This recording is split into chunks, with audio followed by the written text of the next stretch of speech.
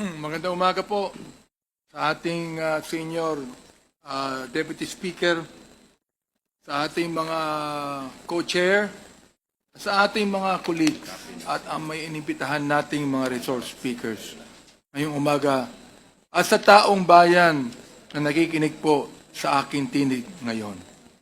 Gusto ko rin makinig yung mga bashers natin. Gusto ko rin makinig ng mga bayaran ng mga trolls at bayaran ng mga vloggers. Gusto kong makinig kayo para makita niyo yung katangahan ninyo. Oh. Gusto ko munang banggitin, Your Honors, ang sinasabi po ng Biblia. Anong sabi ng Biblia sa Romans chapter 3? Hawak-hawak ko ang Biblia ngayon. In verse number 12, ang sabi rito, they're all gone out of the way. They are together become unprofitable. There's none that do with good, no not one. Their throat is an open sepulcher. Anong ibig sabihin ng their throat is an open sepulcher? Nanlalait, nang aabuso, nang iinsulto, nagmumura, naninira. Yan ang ibig sabihin ng their throat is like an open sepulcher. With their tongues, they have used deceit. The poison of the asp is under their lips, whose mouth is full of cursing and bitterness. Their feet are swift to shed blood. Destruction and misery are in their ways, and the way of peace have they not known. Kung meron kayong Biblia, tingnan nyo kung anong sinasabi dyan. O ito ngayon ang aking mensahe, tatlo lang Ano yon? Galit, respeto, pagmamahal. Bakit may Quadcom? Bakit nagsama-sama ang public accounts, ang public order and safety, ang dangerous drugs at human rights?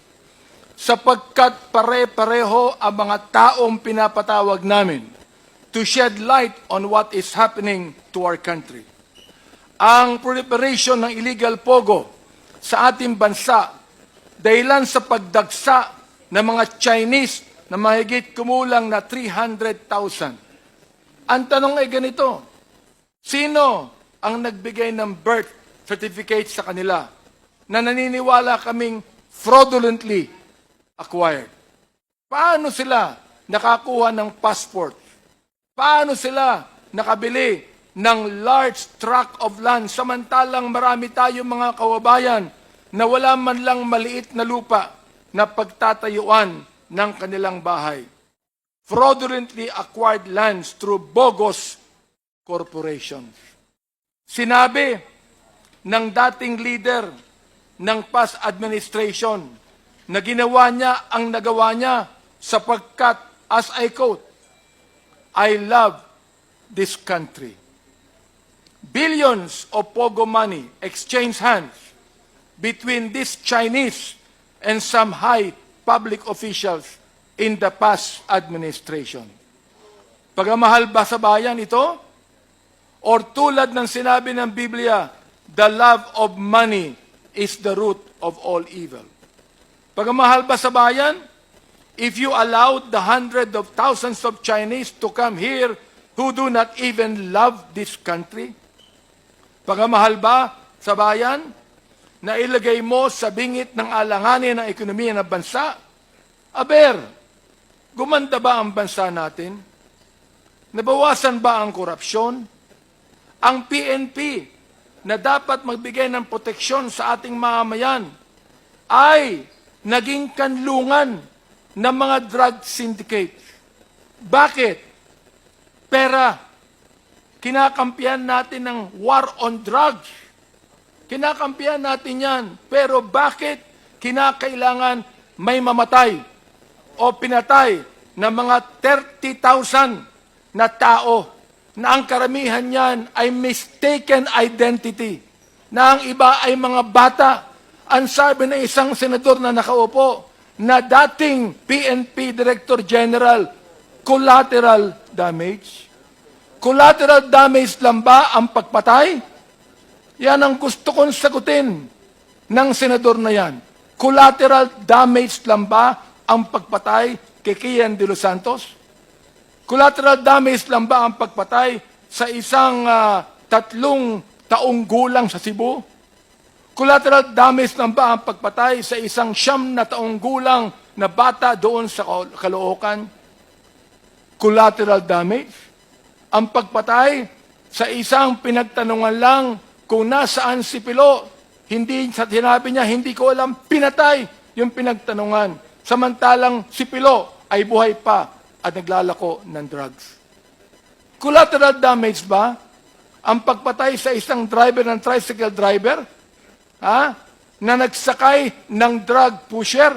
Pinatay yung drug pusher, pero pinatay din ang driver ng tricycle. Yung ba ay collateral damage? Pagamahal ba sa bayan ito? Kapag ang tao pumapatay ng marami, at binabayaran ang mga pumapatay, pagamahal ba sa bayan ito? Nais kong sabihin sa inyo, there is not one family that has the monopoly of love of this country.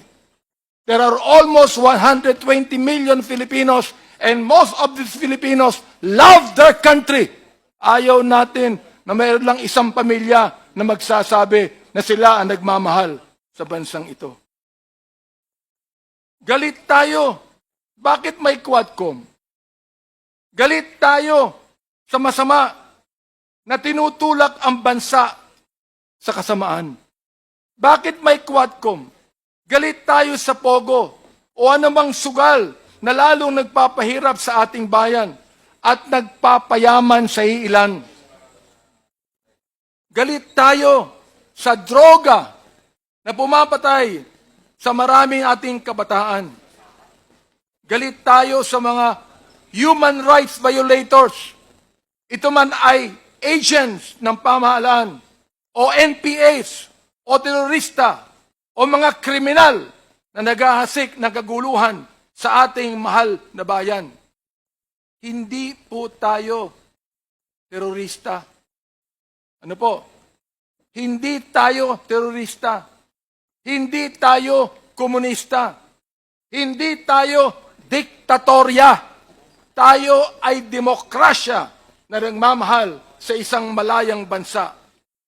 May respeto sa saligang batas, sa karapatang pantao, sa mararangal na mga public officials, lalo na sa taong bayan. Ayaw natin ng proliferation of illegal gambling. Ayaw natin ng mga Chinese na gusto tayong sakupin. Ayaw natin ng ilang mga opisyal ng bayan na imbis na suportahan ang bayan ay nakikitulog sa higaan ng mga dayuhan. Ayaw natin ng illegal na droga. Ayaw natin ng patayan. Galit tayo dyan. Respetado natin ang batas at dahil dito, mahal natin ang ating bayang Pilipinas. Yan, mga kaibigan, ang Quadcom. Kaya ngayon, nandito muli tayo.